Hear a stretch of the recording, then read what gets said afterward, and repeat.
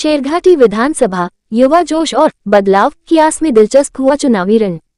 बिहार विधानसभा चुनाव की सरगर्मियों के बीच गया जिले की शेरघाटी विधानसभा सीट इस बार खासी चर्चा में है। चुनावी विश्लेषकों और स्थानीय मीडिया प्रतिनिधियों के अनुसार ये सीट इस बार ऐतिहासिक रूप से दिलचस्प होने वाली है। एक और जहां कई जनता के दिल में जगह बनाने वाले नए चेहरे चुनावी मैदान में उतर रहे हैं, वहीं दूसरी ओर उन निवर्तमान और पूर्व प्रतिनिधियों को लेकर जनता में गहरा आक्रोश भी है, जिन्होंने अपने 5 साल के कार्यकाल में शेरघाटी के विकास के नाम पर केवल 0 उपलब्धि दर्ज की। स्थानीय निवासियों के इस मिश्रित मनोभाव को समझने के लिए मीडिया प्रतिनिधियों के एक दल ने हाल ही में पूरे विधानसभा क्षेत्र का सघन दौरा किया। भ्रमण के दौरान जो निष्कर्ष निकल कर आया वह स्पष्ट रूप से बदलाव की लहर की ओर इशारा करता है। जनता ने न सिर्फ शेरघाटी विधानसभा क्षेत्र में परिवर्तन की इच्छा जाहिर की है, बल्कि उन्होंने साफ शब्दों में कहा है कि इस बार पूरे बिहार में भी बदलाव होना चाहिए। भ्रमण के दौरान अधिकांश मतदाताओं ने इस बात पर जोर दिया कि इस बार का चुनाव व्यक्तिगत प्रदर्शन और विकास के एजेंडे पर लड़ा जाएगा, न कि केवल पार्टी के नाम पर। उन्होंने साफ कहा, पार्टी कोई भी हो, हमें ऐसा नेता चाहिए जो युवा हो, जुझारू हो, समाज के सभी वर्गों को साथ लेकर चलने वाला हो और सबसे महत्वपूर्ण, विकास की धारा को सिर्फ कागजों पर नहीं बल्कि धरातल पर उतारने वाला हो। इस बदलाव की बयार के बीच कई मतदाताओं ने खुलकर कुछ युवा प्रत्याशियों के नाम का समर्थन किया है। प्रमुखता से जिस नाम का उल्लेख किया गया वह है पंकज कुमार मिश्रा, जिन्हें लोग मगही पुत्र के नाम से भी पुकार रहे हैं। स्थानीय लोगों ने बेबाकी से उनके प्रति अपना समर्थन जताते हुए कहा कि युवा शक्ति ही विधानसभा को एक नई दिशा दे सकती है। एक वरिष्ठ नागरिक ने मीडिया से बात करते हुए कहा, इस बार का चुनाव तो दिलचस्प होगा ही। खुशी की बात यह है कि युवा पीढ़ी आगे आकर चुनाव लड़ने के लिए तैयार हुई है। हम ऐसे ही युवा, शिक्षित और संघर्षशील प्रत्याशियों का समर्थन करते हैं।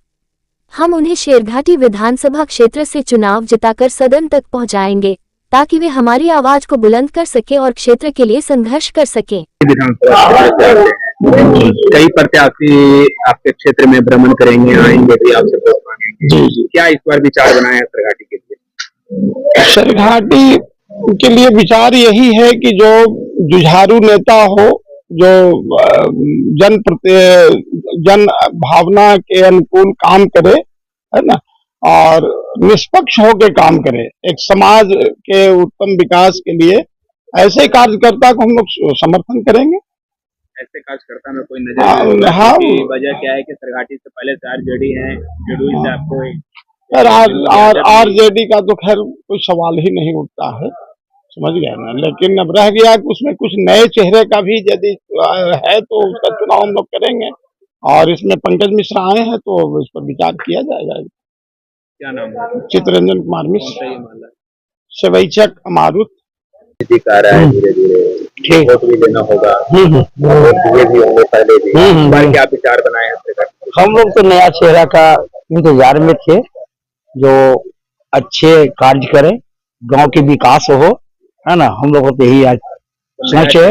नया चेहरा में भी आता है कि भाई बिहार में तेजस्वी सरकार, नहीं ऐसा नहीं होता, तेजस्वी सरकार का नहीं, हम लोग नहीं कर पाते। किसको आके नया विचार तो बनाए होंगे? हाँ, जो नया आएंगे इस क्षेत्र से, शेरघाटी विधानसभा क्षेत्र से नया जो जुझारू नेता हैं, वो अच्छी तरह से कार्य करे, जनता को देख करके चले।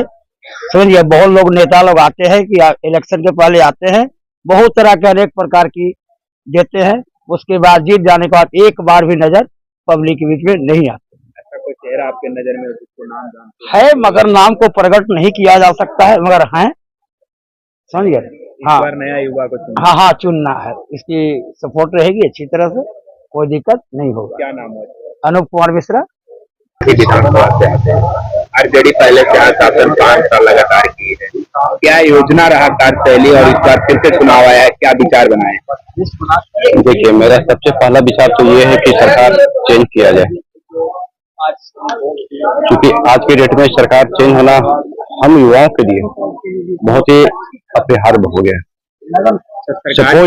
सरकार की बात की चेंज करने के लिए, सरकार दोनों यहाँ पर है, तो एक आपको एनडीए से आती है, बीजेपी समर्थन साथ में, एक आपका आरजेडी है, तो अभी तो आपके एनडीए समर्थन बीजेपी से सरकार चल रही है। देखिए, सबसे पहला बात, हमें पार्टी विशेष से मतलब नहीं है, हमें व्यक्ति विशेष से मतलब है, जो सभी क्षेत्र में सही तरह से एक परफेक्ट अंजाम को दे सके, काम को दे सके। आज अगर हमारे पास अगर राजद का कोई कैंडिडेट या जदयू का कोई कैंडिडेट अगर हमसे अगर वोट मांगने आए तो मैं पहला सवाल मेरा ये रहेगा कि TR1 में जो है सो आपने डोमिसाइल हटा दिया था, ये कह करके कि डोमिसाइल जो है सो संविधान में बहुत अच्छे नहीं होता है, ये होता है, और आज आपने डोमिसाइल लागू कर दिया, तो क्या आज आपका संविधान खतरे में नहीं था? इस बार क्या विचार बनाए? हमारे विचार जो है ये तो खैर हम बता नहीं सकते हैं, कारण कि हर एक चीज की मर्यादा होती है और मैं उस मर्यादा को लांघना उचित नहीं समझता। कैसे कैंडिडेट को चुनना चाहेंगे? एक अच्छी सवाल है कि मैं कैसा कैंडिडेट चुनता हूँ या चुनना चाहता हूँ। तो देखिए, सबसे पहला पॉइंट तो ये है कि आप छोटा सा एक एग्जांपल लीजिए कि आप नीतीश जी के पहले जो है 15 सालों तक RJD का सरकार रहा, 2005 से कंटिन्यू अभी JDU का सरकार है। जदयू ने जो है नौकरी दिया, लेकिन क्या वो सिर्फ बिहार को दिया? बिहार आज भी जो है मजदूरों की तरह बाहर में जाकर के रोजगार कर रहा है, अपना घर छोड़ करके हजारों किलोमीटर दूर जाकर के बैठ रहा है। अगर डोमिसाइल अगर नहीं हटाया गया होता तो आज जो 80% से एभव कैंडिडेट जो बाहर में जो बाहरी लोगों की जो जॉब हुई है बिहार में, आज बिहारियों का होता।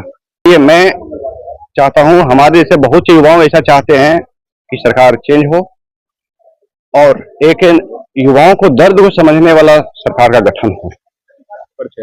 अमृतेश कुमार पाठक, ये अमारुत है।